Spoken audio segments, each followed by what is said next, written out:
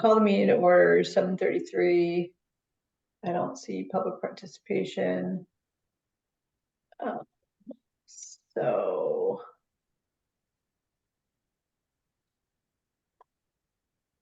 basically, this meeting is to discuss the climate plans that I assigned everybody and see what was gathered from those. I don't know if people were using the Google Doc that I put my stuff in. I kind of slid it in Okay. for this meeting. All right. I'm gonna fully admit I did not. I'm so sorry. I will do it That's all right. this week. So Julie, you had Reading and Ipswich. Yep, I see that. I am planning on going to the climate leaders event this week The meeting on Thursday. on Thursday. Okay. Yeah. Are you Okay. going to? I can only go to the second half. I'm also planning to go Good. listen in.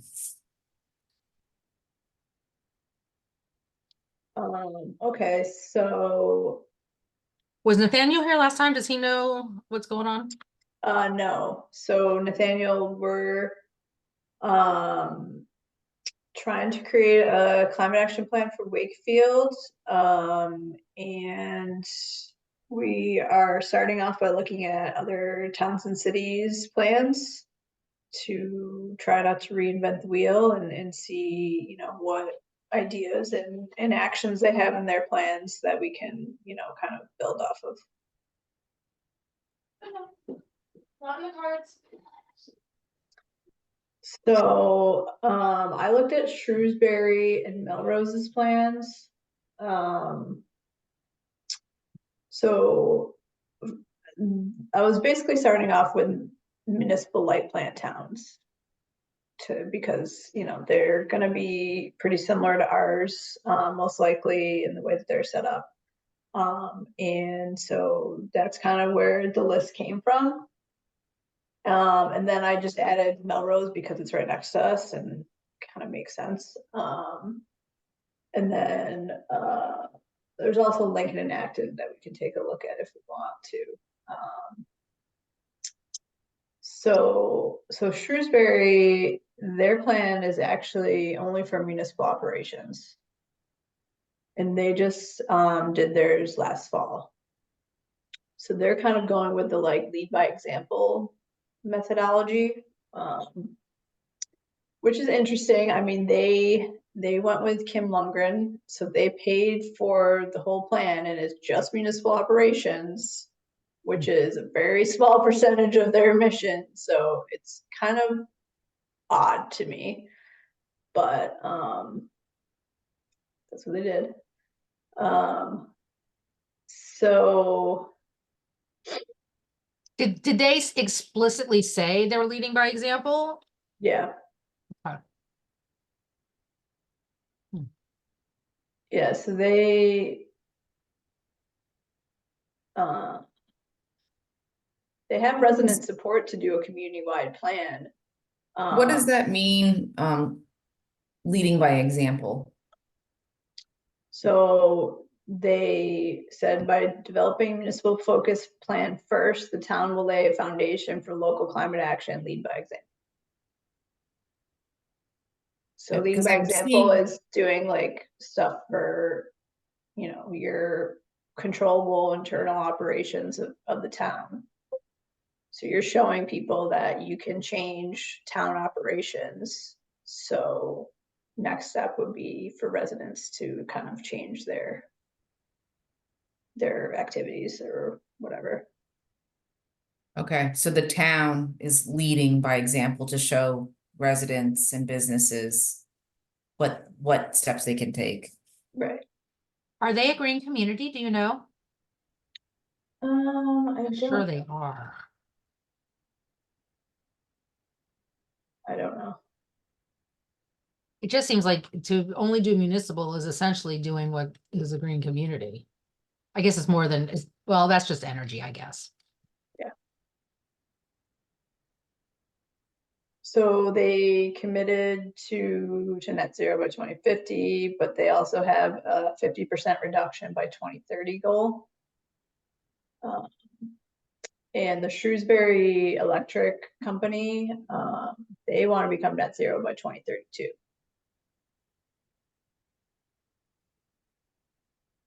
So pretty lofty goals. That's not far off from now. And they just came out with the plan like end of last year. So they did a greenhouse gas inventory. So their planning process involved residents, representative local organizations, town staff. They developed a plan through a climate action advisory committee. So I was kind of seeing that in both the plans that I was looking at, where there's like a committee with multiple stakeholders from different realms of town and residents kind of participating.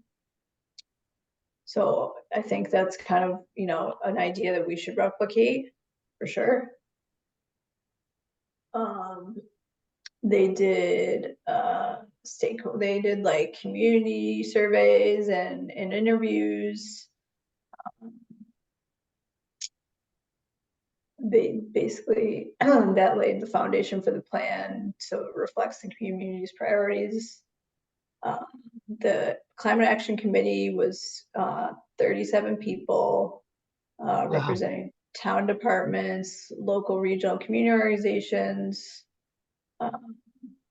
And basically it's, you know, they came up with the goals and strategies for the plan. 37 people, huh? Yep.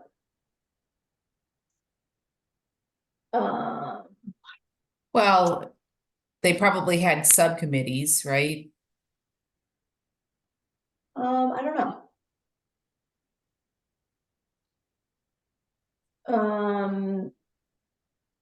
So town facilitated lots of opportunities for residents and business owners to learn more and provide feedback through tabling events, feedback sessions, community group presentations, public comments. So they really did a lot of outreach and you know, working together with the residents, you know, even though the plan is just for their operations, it's not even for the whole town.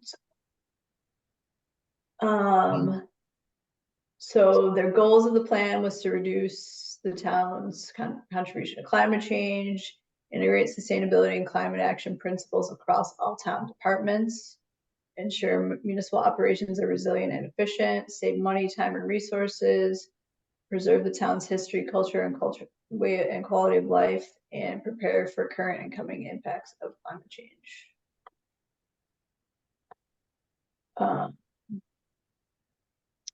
So they did a lot of focus on buildings because it will reduce their emissions by 45%.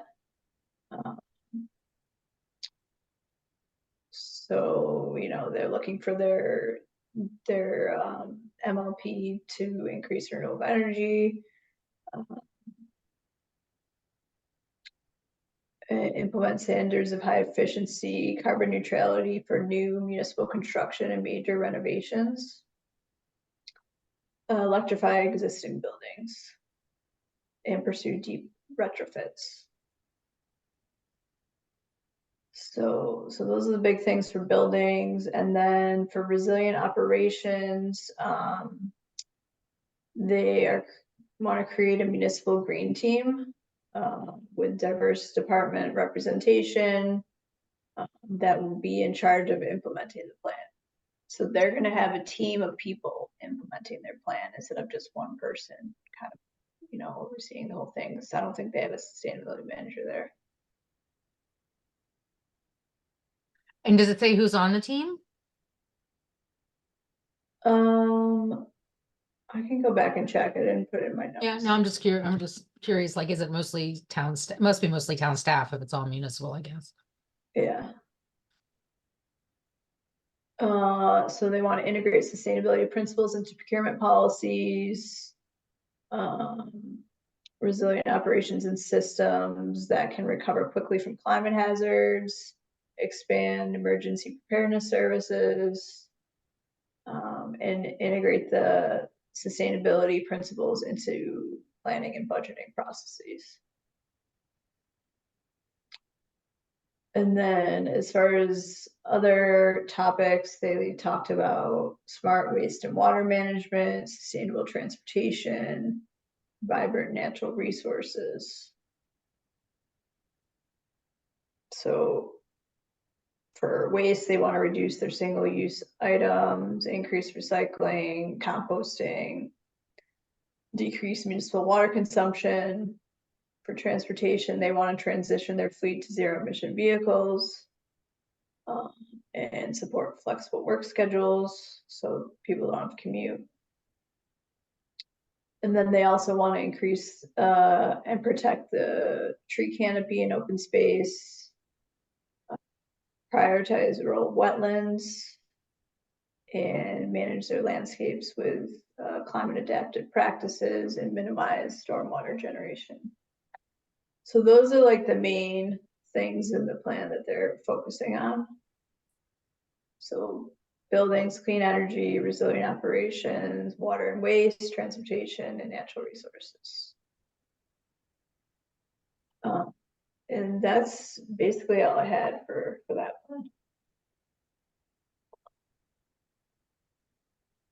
That's interesting. We talked last night at the town council about a couple of items that I think are directly related to this, and it's just making me think about how we write this thing and how we approach it. One was cost on recycling and trash. You know, every year at budget time, the price comes in, and I guess relatively it's not that bad right now, but like it's going to get really bad in 2 years when we have to renegotiate the whole contract. Like they're expecting to go up millions. I mean, that was kind of the implication because we don't have tipping fees right now. We don't have some other things. So there was a bit of a conversation, and I don't know what you guys saw, but in the, I believe in the town meeting, there's a citizen warrant for pickup from multifamilies. What? What's that? Seriously? I'm pretty, I don't know. We Say were that working again? on that for like a year and couldn't get anywhere. Hold on, before I say that, let me look at my town Is the council. town meeting warrant out? No, it's not. Pieces of it are, like things that had to get referred to committees were out. Like there's a 40A, competing one that had to get referred yesterday, but hold on, let me see here. I mean, it's all public information, so let me just pull it up.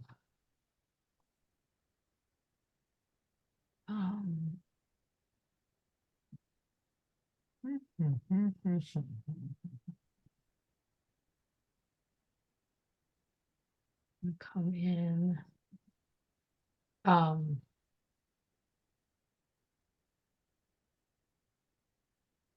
What day was that? Did those end? 3. Getting the.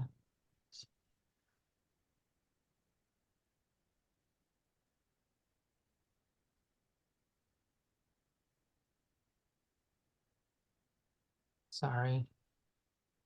Maybe I'll keep looking for it. So park that for a minute. I will keep looking for it. The other thing that came up is well, I thought it was we had a very interesting conversation around snow removal budget.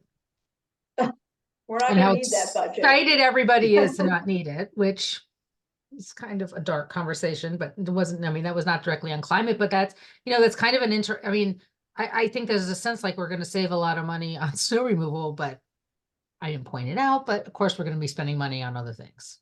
So I don't really consider that a net positive. So I guess just the recycling made me think that. So anyway, I kind of brought up, I will find this thing on the, there was a bit of a discussion about picking up from multifamilies. One counselor was really against it. And I said, listen, they pay the same taxes as we do. And, but the truth is that they can't be putting this into the trash stream. And so, you know, if we can help them not do that, or, you know, citizens can help, you know, residents or renters can help do it. But we also really talked about, if we've got 2 years until this price starts going really, really high, that's 2 years of planning and trying to reduce waste. We have some time to really try to get things out of our waste stream. So I know we kind of, I think we dissolved our waste reduction, but that might be something that's No, gonna we be. still have it. Oh, do we still have the waste reduction? Okay, it's the one committee I'm not on. Yeah, no, we still have it. I mean, I think, you know, one way is to push composting. Yep. And, you know, that's probably the biggest thing. And then, yeah, I mean, recycling, if they don't want to move to weekly recycling, because I kept hearing that it's too expensive to do that, so. Well, I think we're gonna get a chance to kind of reprice everything. So guess we'll have to, yeah, I mean, I think we should kind of be in front of it. And, you know, and I gave kudos to Anne and the DPW, right? I mean, we've done the metal recycling and the cardboard recycling and even the Christmas light or stuff. And, you know, and that can be anybody, and regardless of what kind of housing they live in. Yeah. But yeah, we're gonna have to really think about this. I think it's gonna be a hot topic. And I guess what I'm saying is, as we do this climate plan, the more that we can kind of link to some of these hot topics and costly topics, that's gonna be helpful. Yeah. Okay, And that's a perfect nexus between town and residents, yeah, right? So to the extent that maybe we're gonna prioritize some of this stuff, that might be an interesting priority. I mean, all of our trash gets incinerated, so that's emissions. True. I don't know why I can't find this thing. Never find anything in my town email. Actually, you know what? I'm probably faster on my phone. Something.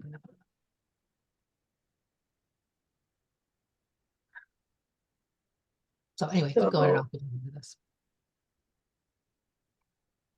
I think Excuse- that the stakeholder outreach, that, I mean, that was a really big, I'm seeing a theme here that, All the plans, yeah, have that. what's that? Yeah, it seems like all the plans have like a big chunk of Really that. big outreach Yeah. component, and either the number of people that were consulted or the number of channels, I mean, and also over a certain time period. I think some of these plans were done like over a year, Right, or yeah, so that, I definitely. feel like that's Definitely a long, theme. like, process, and includes a lot of engagement.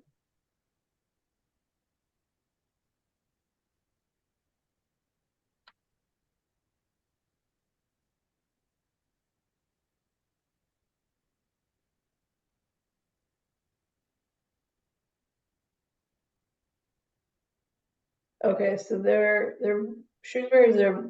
trying to establish a municipal green team comprised of town staff from different departments who will be responsible for implementing the plan. So I don't think, not sure if they're there yet.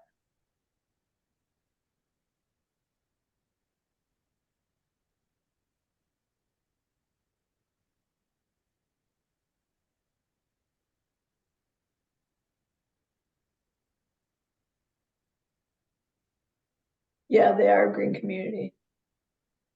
They leverage grants to fund 58% of building efficiency improvements.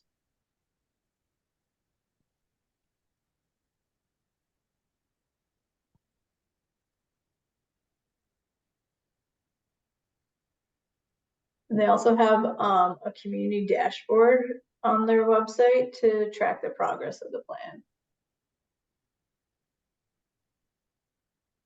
But again, they had a consultant do this whole thing and probably set up a dashboard, and, you know, It did Kim do that? She always does a dashboard.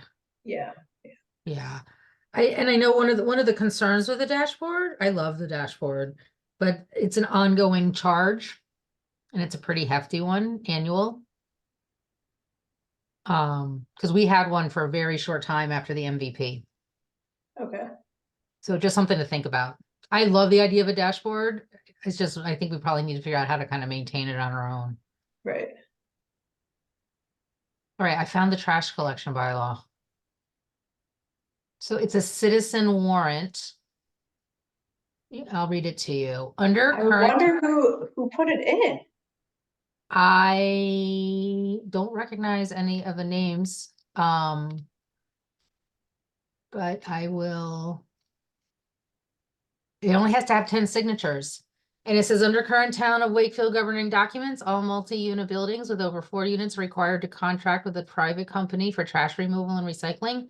Since homeowners in those larger multi-unit buildings pay their full share of property taxes to the town, we, the undersigned, are asking that the town recognize this taxation is unjust without providing the appropriate service. We are asking that the town offer trash pickup for multi-unit buildings as done in Reading, and or give an appropriate accommodation to those residents in multi-unit buildings forced to pay for services they do not receive. Wow, that's awesome. It's Um, probably coming from those residents in those buildings. yeah, I think so. It was discussed last night. It would probably add like $1 million or 2 to our costs, Really? but and I think the argument will be, there's been some articles in the Globe on this as well. Like the argument will be that that the builders got savings early on, and that in theory should have been passed on to the residents, I think. But yeah, I think this is going to be a fascinating conversation. Hmm. Very And interesting. I love that there's so many citizen warrants this year, this town meeting. It means we're going to be sitting there for a while, but That's good. anyway, I thought that Awesome. was That's great. interesting. Yeah, I am actually quite glad to see it, because I think it will at the very least spur an important conversation. Awesome. So, so yeah, I guess any other comments on the Shrewsbury plan? I mean, so we had talked about our decarbonization roadmap would be for municipal operations, and we would try to get that grant. So I think our focus would be on residents and businesses, right? Right. I mean, I guess it was, kind of helpful to see their municipal focus plan, because our roadmap may be very similar to that. And then Melrose had the net zero Yeah, action ask the plan. question, so maybe you've already answered this, but we not feel like we need to focus on municipal? Well, so we had talked about the decarbonization roadmap, which is part of the Climate Leaders Program. Yeah, That's only municipal focused. okay, So that we would hopefully get a grant to put together. And then our committee would focus on a plan that was residents and businesses focused, and then we combine them for okay, I a see. full plan.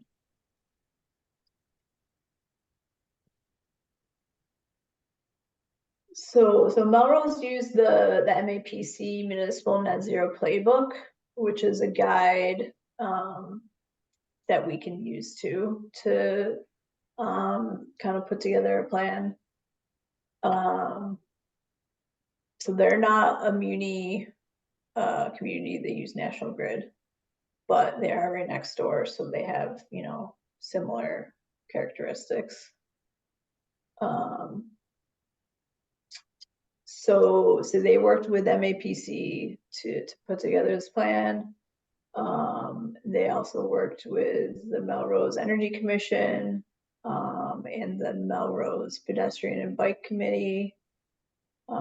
So both of those groups were the primary advising bodies for the plan. So the committee received training from MAPC on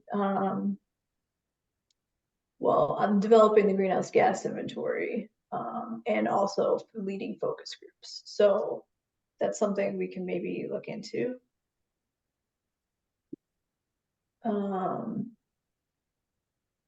So actions and strategies were informed by research that MAPC completed for the Net Zero Playbook. And the final actions were involved community feedback and targeted the major sources of greenhouse gas emissions. They did a online survey for residents to share their concerns about climate change and what strategies they should do. They have a Melrose Climate Action Committee, which they formed, which is similar to what Shrewsbury did, which has municipal staff, public, and they identified the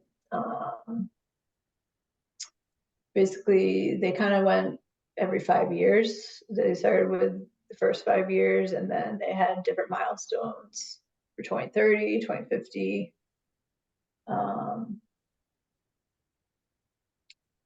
So their plan was from 2022, by the way. So they did it in 2022, they wrote it? Yeah. I thought it was older than that.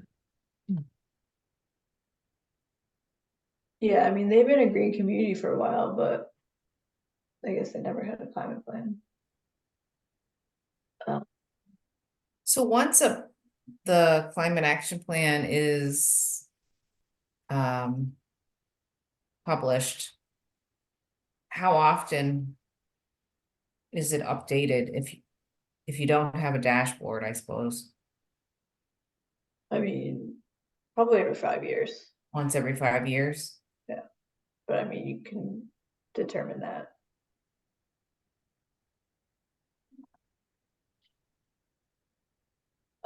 So Melrose, the largest source of emissions is buildings at 61%. Our emissions from buildings are 55%. And then their transportation emissions were 38%, ours are 44%. So theirs are kind of very heavily buildings, whereas ours are kind of like very not as spread apart. So we have 55% buildings, 44% transportation. And I'm assuming that's because they have an orange line. So just something to note there. 80% of the emissions come from residents, homes, and vehicles. 17% come from businesses and industry. We have roughly the same breakdown. So they have 4 key transitions that they want to make to get to net zero. So they want to make existing buildings more efficient and construct new buildings to high efficiency standards. They want to electrify, so they have an electrified Melrose program. They want to develop a way to track home heating types. So, I mean, they don't have the access to the municipal data like we do because we have an MLP. So it's a little bit different for them and more difficult to probably track the data. They want to maximize residential energy efficiency, deep energy retrofits for existing buildings. They want to create a home efficiency coaching program to help residents with energy efficiency and retrofits. It's a good idea. Yeah, and they want to target the retrofits for large multifamily buildings too. They want to adopt policies to incentivize energy efficiency, renewable energy, and new construction and major renovations. So they mentioned adopting the net zero stretch building energy code, which I think that's a different one from like the specialized or the regular stretch code. I'm not exactly sure what that one is. And then they want to lead by example with municipal buildings. And they want to try to electrify heating and cooking equipment in people's homes. Electrify transportation. Provide access to charging stations and create electric transportation options for those that don't have vehicles.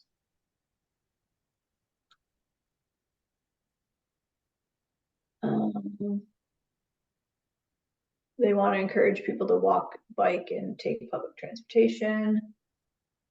They talk about greening the grid. So they have a community aggregation program. I don't know if you guys are familiar with that, but it's basically they contract to get like a a certain percentage of renewables, kind of like our green choice. They have to contract out, and they get a specific rate. People can either take the base rate or opt up to more renewables, which is a little bit more expensive. They want to promote renewables for property owners using Energy Sage platform. Develop a low-income community shared solar program. And maximize installation of clean energy on municipal property. They want to purchase 100% renewable municipal electricity supply by 2030. Advocate to repair gas leaks. I don't know, Sharon, if that's something our utility has talked about or focuses on. Yeah, we're on top of it. We don't have that many, so when there's like a class 1 gas leak, that's like an emergency that gets fixed on the spot. But then, we really haven't had, that many class 2s. And, How do class they 3s, know? what happens is the town has a plan for replacing cast iron and bare steel pipes. They do it on a regular basis, and so when they identify the areas that have the most class 3 leaks, which are like nuisance leaks. They're not dangerous, but they just so they get them when they replace the pipe. So, and we have a goal of reducing a certain amount of leaks each year, and we've been reducing them. So the goal keeps lowering because we only, I think we only have, don't quote me on this, but I think there's only 10 miles left of bare steel or cast iron pipe left. There really isn't, because we've been replacing it over time. So, and catching those leaks. So that's not really an issue for us. I know that in Wellesley, it's a huge issue. So that's something that they're targeting. Are they also, they're also a gas utility? I No, think it's electric. I think they're just electric, but they are targeting gas leaks. Oh, okay. So, I mean, I don't know if they have any. Yeah, it's probably harder with the, if you don't have your own gas, infrastructure that you can control, it's National Grid or Eversource, so it's probably Right, harder to get those fixed because they're so big. right. But I wonder like what can they do about it? Well, I know there's a group called HEAT, HEET, that okay, so, mapped out all the gas leaks Yep. around Boston area. yep, so what they're doing is advocating, and they're working with, National Grid to accelerate the repair of high volume leaks, and they're talking to state and it's trying to support state and federal policies that align with their goals. And so this is one of the areas they're focused on. Yeah.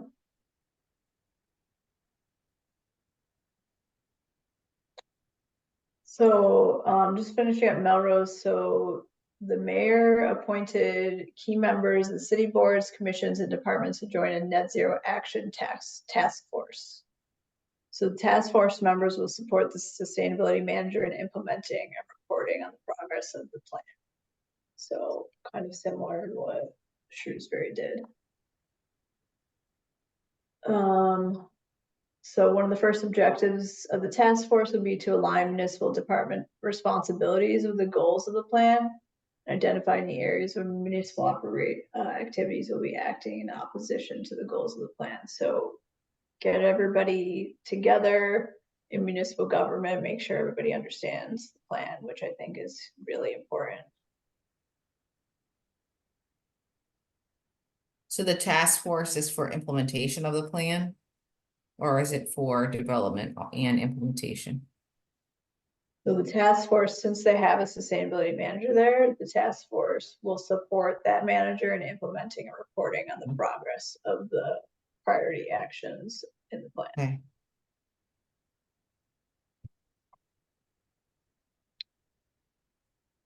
So they want to incorporate climate framework into the goals of every municipal department. So every decision should have a climate lens. And they're going to update the plan every 5 years. Continue community engagements so that they can make that electrification transition. And yeah, that's pretty much it. Mm-hmm.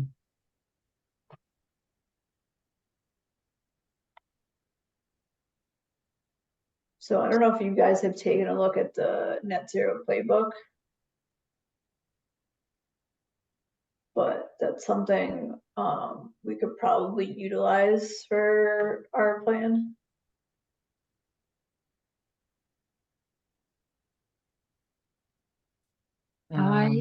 I saw a presentation on it a while back. Yeah. I mean, it definitely seems like it's just a lot of different ideas, right? That you can kind of pick from. Yeah, basically.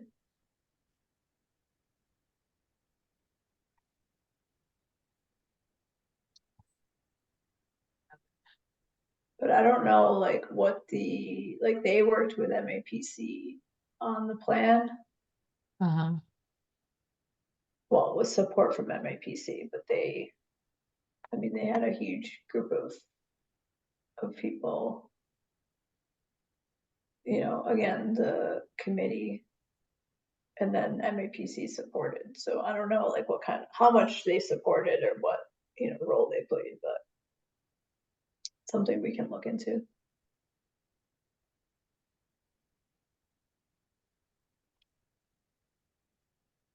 So Sharon, do you want to talk about Wellesley? Sure.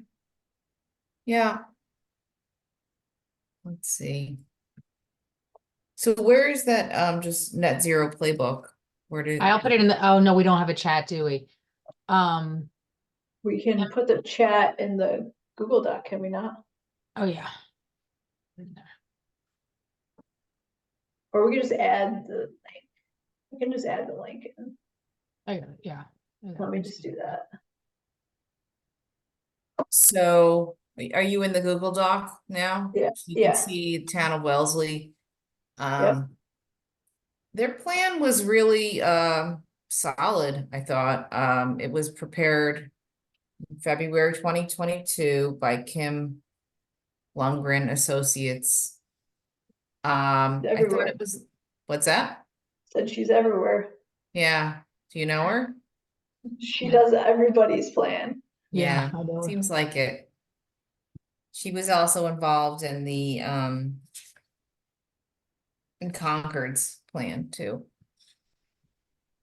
I thought it was nice that they had kind of like a purpose of the plan. I guess that's something that I seen in Concord as well.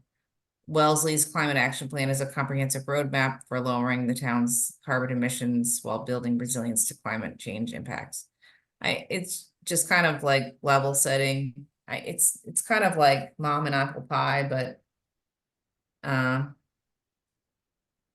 and one thing I noticed was, and I'm not sure if we have done this, is that the town has set and achieved multiple greenhouse gas emissions targets over the years. So they set them one in 2013 and one for 2020. And now most recently at their last 2021 annual town meeting, they set a 50% reduction in emissions by 2030, 75% reduction in emissions by 2040, and then net zero emissions by 2050. So that, would we just assume, I don't know. So we haven't. want to set goals for sure. So would we, as part of this exercise, would we go to the, We would probably propose the goals to town. to town? Yeah. Okay, because that's something I think we haven't done, right? We need to No. do. Otherwise, we would just follow the goals of the state, right? Which is I mean, we could just do that. adopt those goals, Yeah. but so that's one thing that and then they talk about alignment with the state and federal goals as well. In addition to their own town goals. And then I thought what was interesting is they had this timeline, this map and timeline of all the wonderful things that the town has done around climate action. It's kind of just like accomplishments from 2008 to 2021, which included awards and achieved grants received, goals set, and achieved programs launched. So I don't know if we want to do that, but and then they talk a lot about a couple pages around disruptive, volatile, weather, climate events, trends, and projections that are projected to impact the town. So they talk about,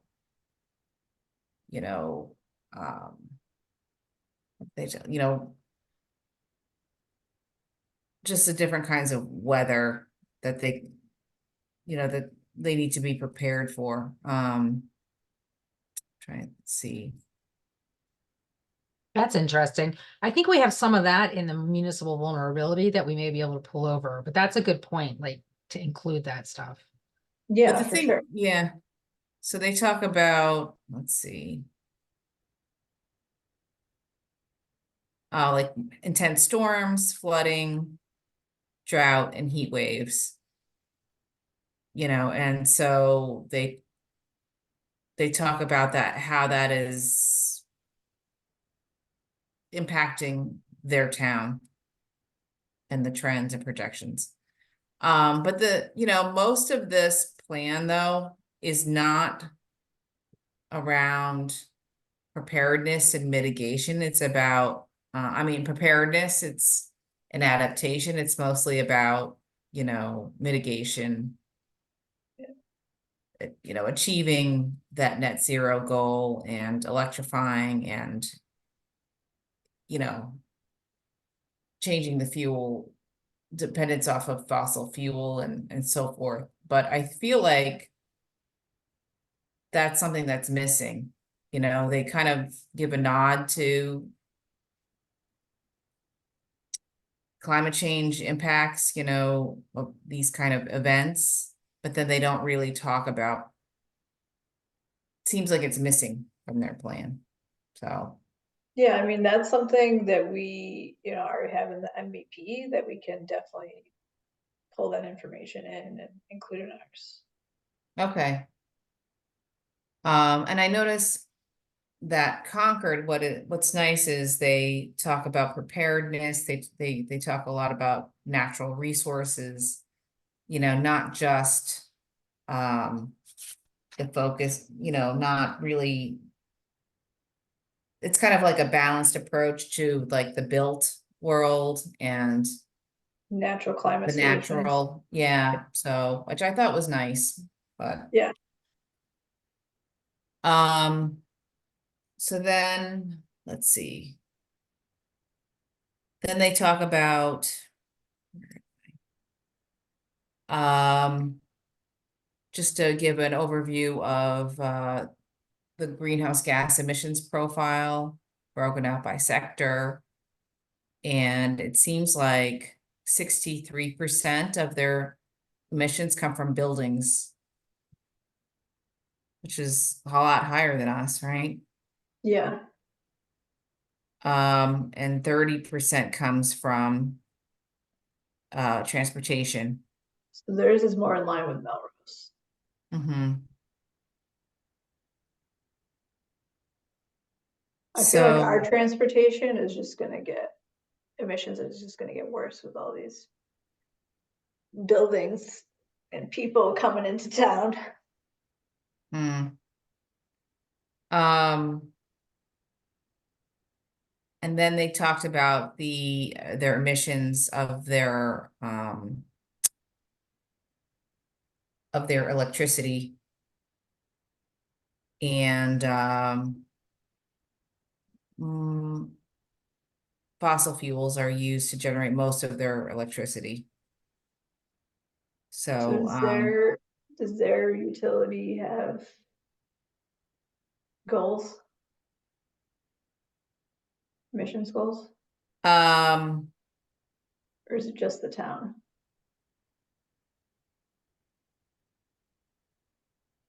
if you go to their energy pathway, they do have goals to you know, source 100% of their electricity from carbon-free sources by 2050. So I'm not sure if that's probably the town. Yeah, they want to maximize and diversify the non-emitting energy purchased by the MLP.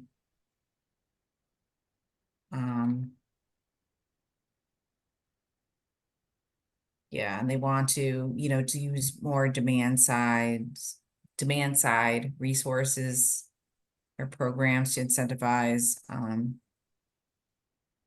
you know, when electricity is used and avoiding the peak and so forth.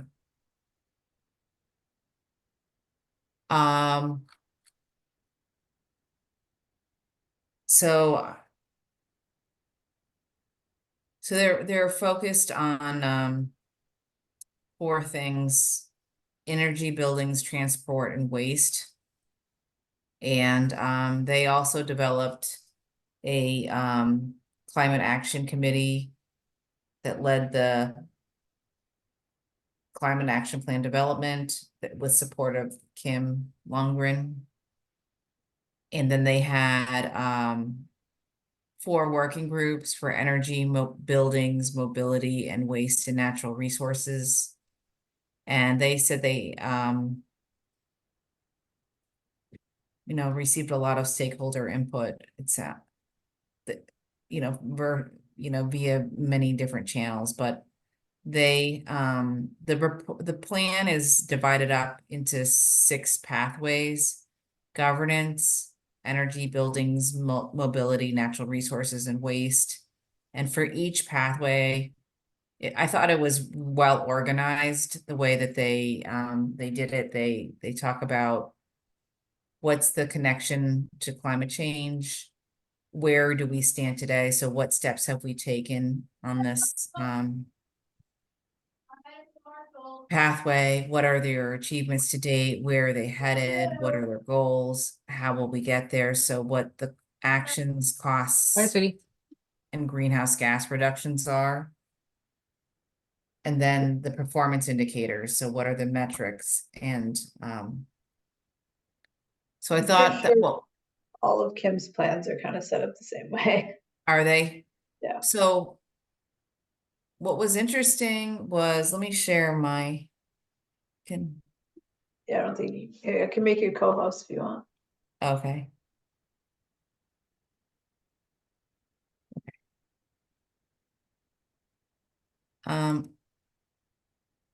Is this it? Yeah. So if you look at, there's the 6 different pathways here, and then they have guiding principles. So for each one of these pathways, it's set up the same way, and I thought it was helpful. So this one's on governance, see if your connection to climate change, where we stand, where we're headed, goals, and how we'll get there. And I thought this was interesting. There, how we'll get there is the action item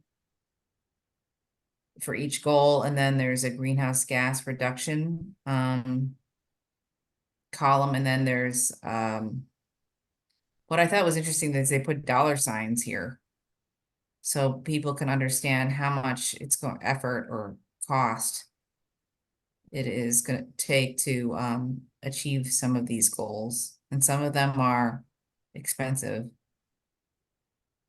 And then they have performance indicators, but I thought this was interesting too, because the performance indicators are for 2030 targets and 2050 targets. So that's a long way out.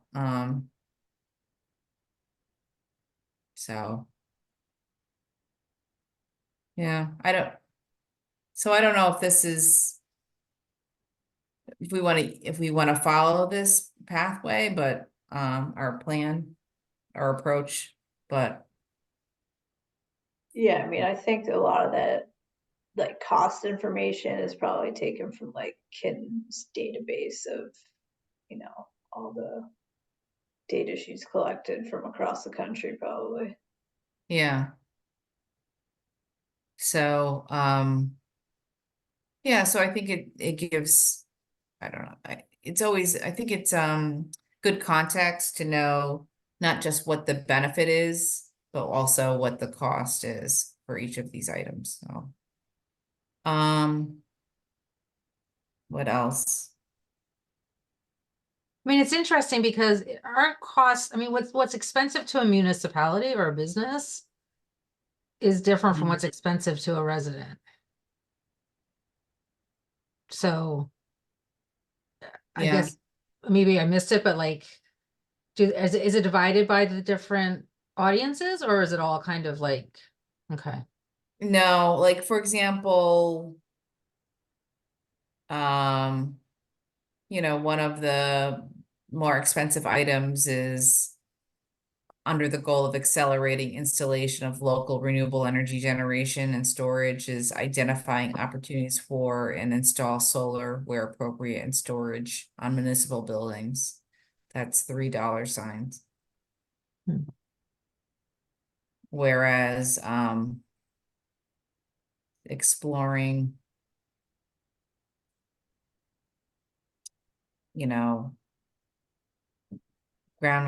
ground mounted solar in a solar district, or I don't know, that's less expensive. So I guess it's relative to the town.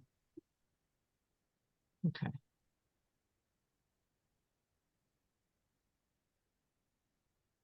Yeah,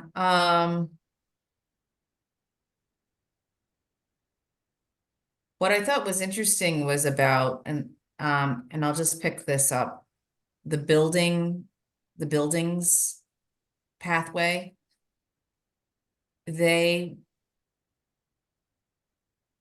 have residential and commercial building electrification targets.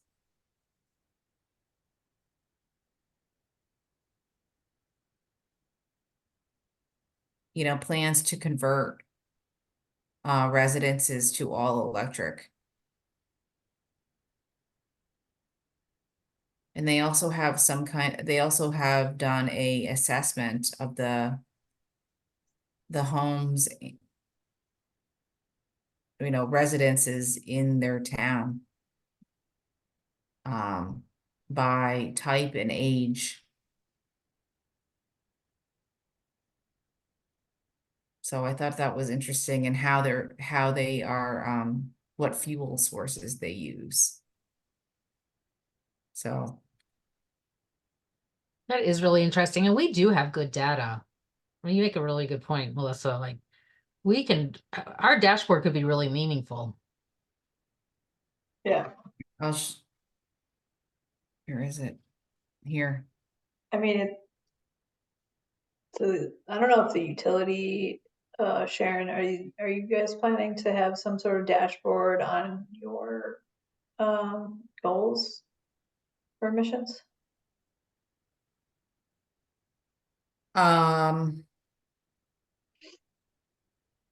What do you mean in terms of our few? You guys have emissions targets, right? We do for electric. No, I thought it was for the whole, like, electric and gas. The whole system. I don't, honestly, I don't, I think we just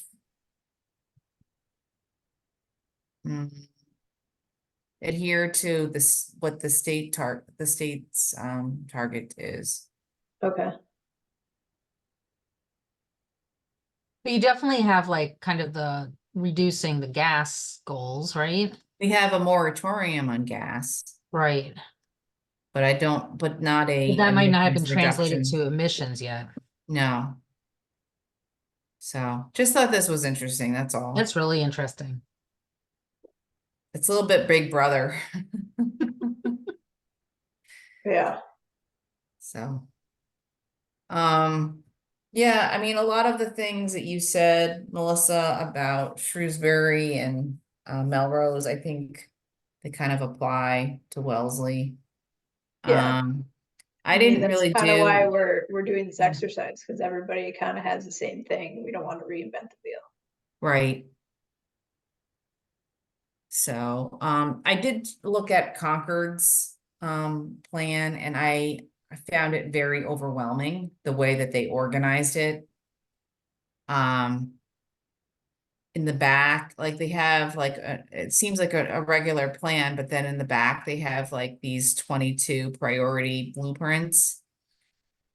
And maybe it's helpful for the town to have that set up, because everybody knows like what the initiative and how they're attacking it. And like I'll just show you. I found it very overwhelming. Let me see where it is.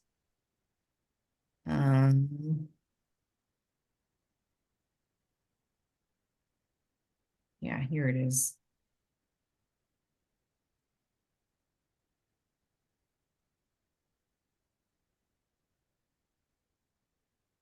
Okay, do you see?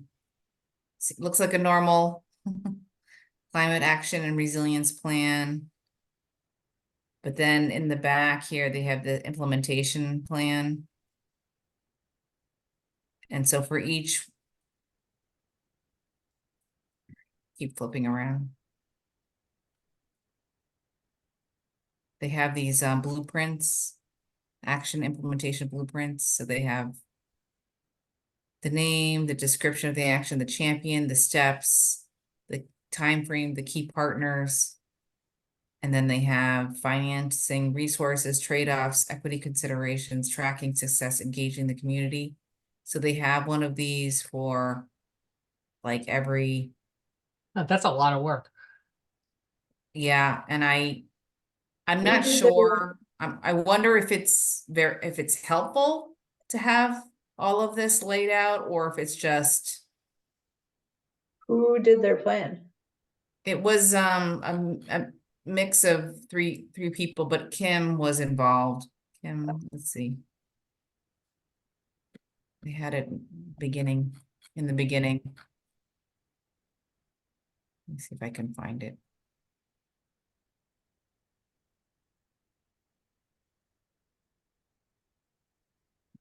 I don't know. Oh, here.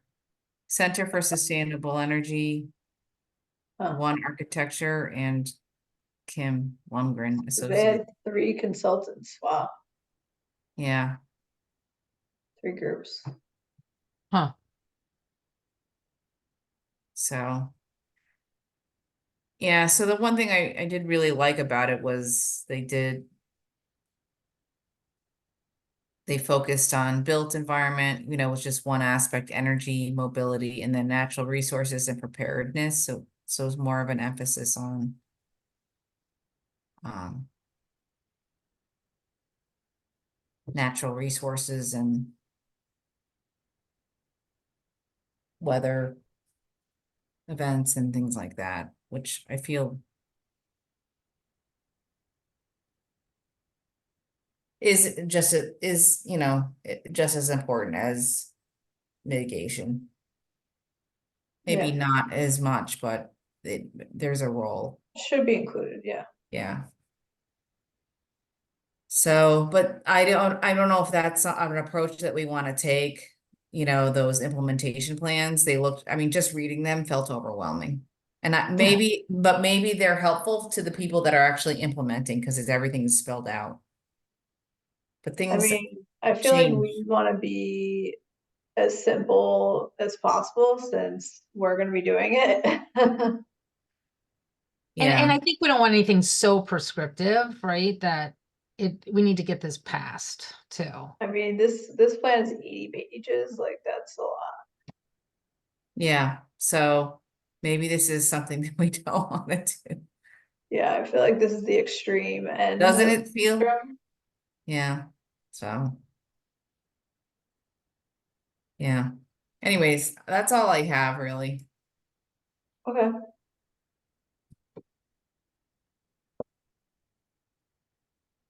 And I don't have anything, but I will go in and add it in there. This has been really helpful too, because now I kind of know what I'm looking for, so, okay. but my apologies.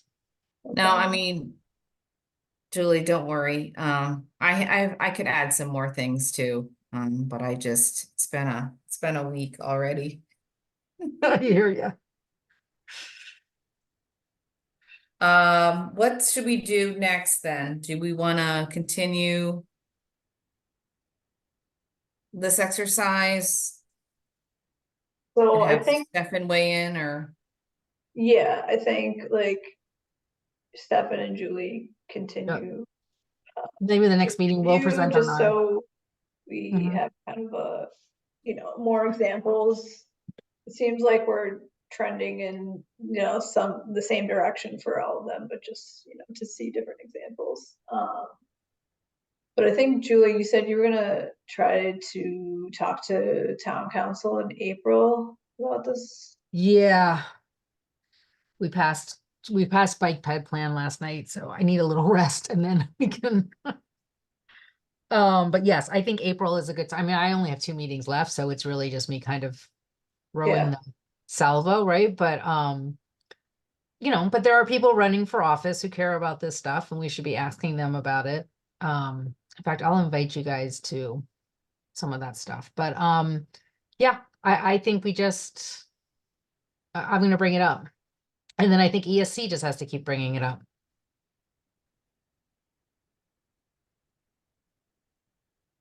I We should guess probably, are we gonna talk we need Thursday to night bring it about, up in a different way than the last time, because didn't I really do it. know, I know, it's gonna take some leadership there. Um, and I hope we can, I hope there'll be some people who want to carry this on. I think we had a really good meeting, Sharon, with the schools, and I think that there's some momentum there. Which is one reason I really want, a new town councilor assigned to that, because I think, if we can get the schools under our belt, that's a really big nut to crack. So I think there'll be some strategy around this, but yes, I will definitely bring it up, in the context of, Earth Month and linking to all the things we're hearing in this. I mean, like I said, everything we're hearing in the budgets, there's so many things that are connected to it. And it would be really nice by like that first meeting of April to kind of have a sense of like, I think this has been really helpful hearing this and looking at some of these plans, and I'll do my part. And so if we can meet like before that, then I could have kind of an outline to show people what it means. It's not that scary. There's a lot of ways to do this, and they don't have to be overly prescriptive. They can be very kind of best practices, ideas, things like that. I mean, it's really comes down to the town making a commitment to this. That's the main point of this plan. I mean, the plan has, all these different actions. Obviously, that's important, but the most important thing is town commitment to climate change. Right. And doing something about it. Right. And I think that everybody on the board, does care about that. We're talking about ARPA, spending some of the COVID ARPA money. We still have 2 million left. There's some proposals that are for solar that even if we don't have enough ARPA money, one of the counselors has figured out a way that, we may be able to kind of get a quick return on it. So I think there's a lot of momentum on it. Okay. But I think the thing about the climate plan is we're doing all these things, and the MLD is doing so much, right? Partially because they have to, just because of market forces, but let's get all of that under one umbrella, which is this climate plan.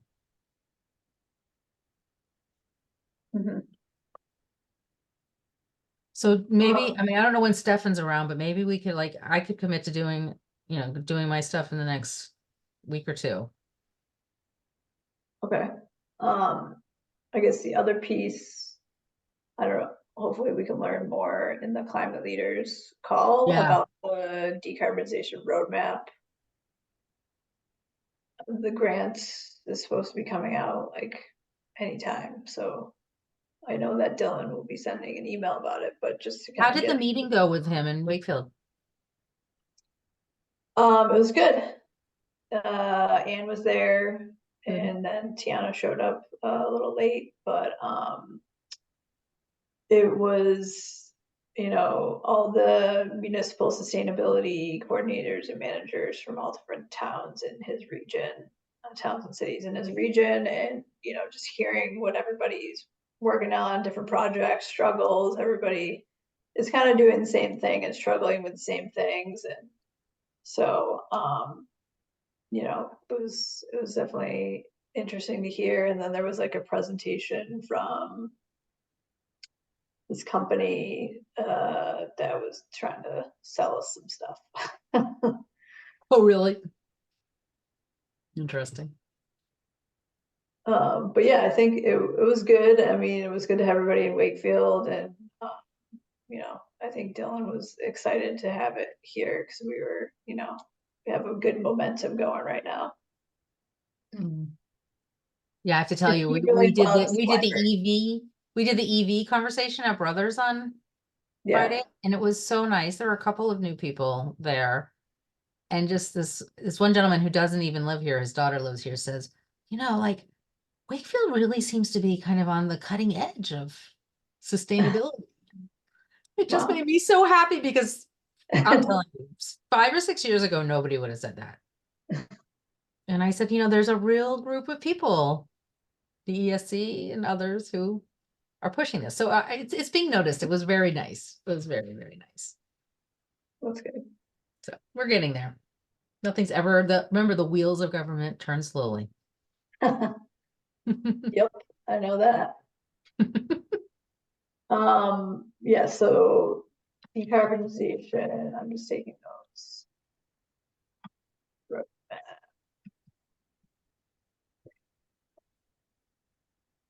And in 2 weeks, I have the community engagement committees meeting. So yeah, when do we Because- want to meet? Um,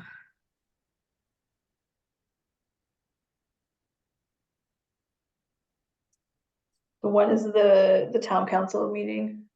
we meet on the 25th, so the first April meeting won't be till the 8th. So we could Okay. even meet the first week of April if we wanted. Okay, let's do that. In fact, I already have you guys on here as a whole, and so the 4th, maybe? Sure. Okay.